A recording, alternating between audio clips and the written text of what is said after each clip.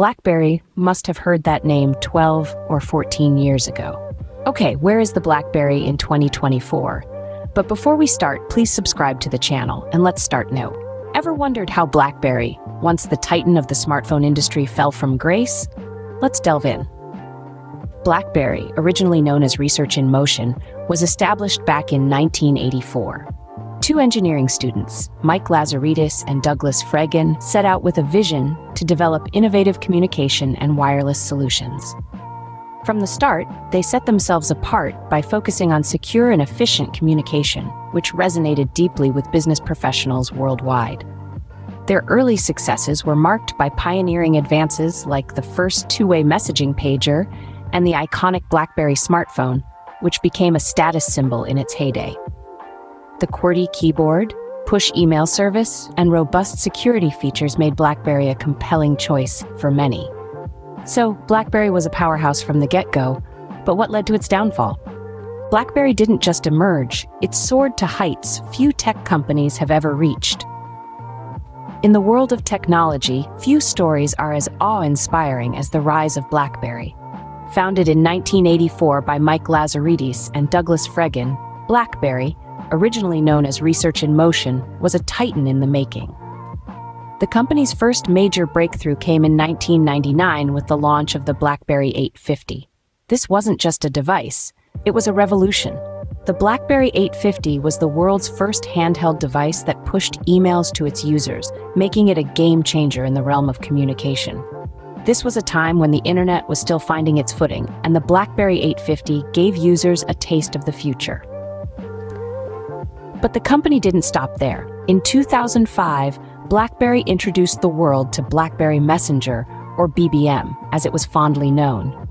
BBM became an instant hit. It brought real-time, person-to-person messaging to the palms of our hands, long before WhatsApp or iMessage were even thought of. BBM was more than just a messaging tool.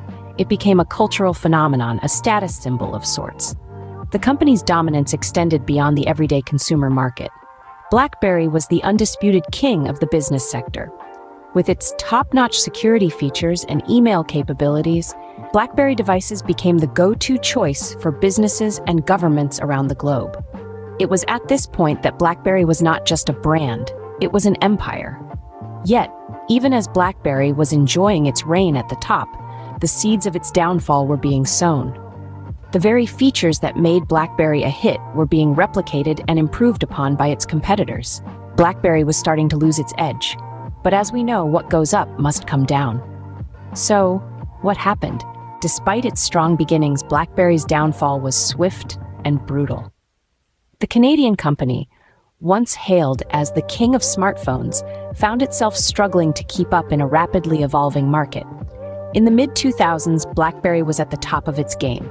It was the go-to choice for business professionals and government officials, and even became a cultural icon, with President Obama famously refusing to part with his BlackBerry device. However, as we entered the second decade of the 21st century, BlackBerry faced a slew of challenges that would ultimately lead to its downfall. One of the most significant challenges was the fierce competition from Apple's iPhone and Android devices. When Steve Jobs unveiled the first iPhone in 2007, it revolutionized the smartphone market with its sleek design, intuitive user interface, and touchscreen technology.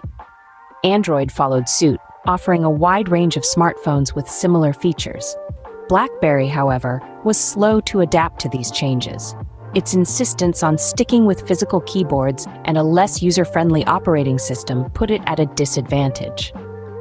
Another significant blow to BlackBerry was its late entry into the app market. When Apple launched the App Store in 2008, it changed the way people use their smartphones. Suddenly, phones weren't just for calling and texting. They were for gaming, social networking, and a myriad of other uses.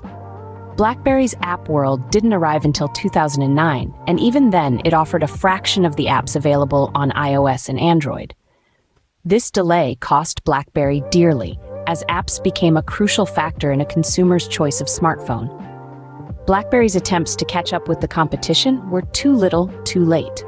The launch of the BlackBerry Storm, its first touchscreen device, was plagued with issues, from buggy software to unresponsive screens. Its next offering, the BlackBerry Z 10, also failed to make a significant impact, with many users finding the new BlackBerry 10 operating system confusing and difficult to navigate. Meanwhile, BlackBerry's stronghold in the corporate world began to crumble. Companies started adopting a bring-your-own-device policy, allowing employees to use their personal smartphones for work. This shift reduced the demand for BlackBerry's secure, business-focused devices, as iPhones and Androids became increasingly secure and versatile. From a titan to an underdog, BlackBerry's fall was a shock to many. But who was at the helm during these challenging times? As BlackBerry struggled to reinvent itself amidst these challenges, the company saw a series of leadership changes. The last CEO to steer the ship before BlackBerry's smartphone business was sold was John Chen, a seasoned executive known for turning around struggling tech companies. But even his leadership couldn't prevent the inevitable, the fall of BlackBerry. As BlackBerry struggled to keep afloat, who was steering the ship? The answer is none other than John Chen, a seasoned executive who took the helm in November of 2013. Known for his turnaround expertise, Chen was BlackBerry's beacon of hope during its turbulent times. Chen was no stranger to tech storms. He had previously resurrected Sybase, a software company on the brink of bankruptcy. Chen's leadership transformed Sybase into a profitable entity, which was eventually sold for a whopping $5.8 billion. With this success under his belt, he was the chosen one to steer BlackBerry through its turbulent waters. Chen's strategy for BlackBerry was clear. If they couldn't beat them, join them. He recognized that BlackBerry had lost the smartphone war. Companies like Apple and Samsung had taken the lead, and BlackBerry was left in the dust. So, he decided that BlackBerry would stop trying to compete in the smartphone market, and instead was to transition the company into a software and services entity. He aimed to leverage BlackBerry's strength in security and enterprise services, areas where the company had always excelled. Chen's plan was ambitious. He launched the BlackBerry Enterprise Server 10, a platform that allowed IT administrators to manage mobile devices on their corporate networks. He also spearheaded the acquisition of Good Technology, a leading secure applications and data management solutions provider. These moves were geared towards making BlackBerry a leader in enterprise mobility and security. But Chen's vision for BlackBerry wasn't enough to restore the company to its former glory. He faced numerous challenges, including a declining customer base and stiff competition in the software and services sector. Despite his best efforts, BlackBerry's revenue continued to plummet. Despite Chen's efforts, BlackBerry was unable to regain its former glory. But what happened to BlackBerry after its fall? Stay tuned to find out how BlackBerry navigated through these murky waters and where it stands today. The BlackBerry we once knew is gone, but its legacy lives on.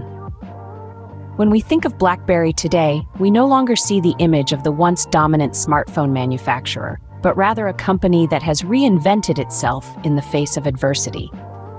In 2013, with its smartphone business struggling, BlackBerry was acquired by Fairfax Financial, a Canadian holding company.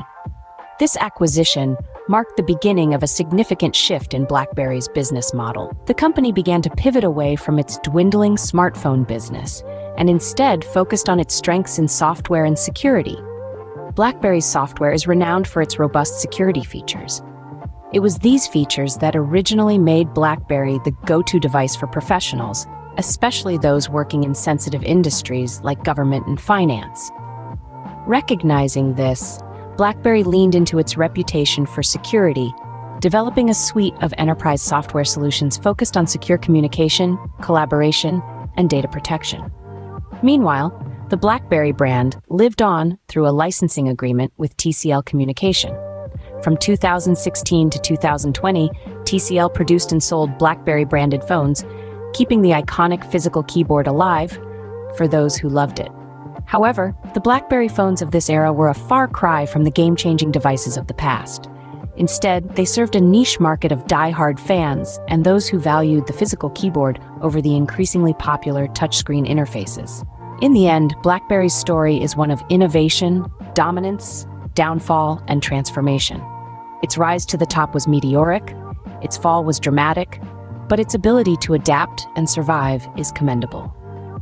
BlackBerry may no longer be a major player in the smartphone market, but its impact on the industry is undeniable. The company pioneered many features that are now standard in smartphones, and its focus on security continues to influence the tech industry. But perhaps the most important lesson from the story of BlackBerry is that in the fast-paced world of technology, even the most successful companies must continually innovate or risk being left behind. In the end, BlackBerry's story is one of innovation, dominance, downfall, and transformation. But its impact on the smartphone industry is undeniable and will be remembered for years to come.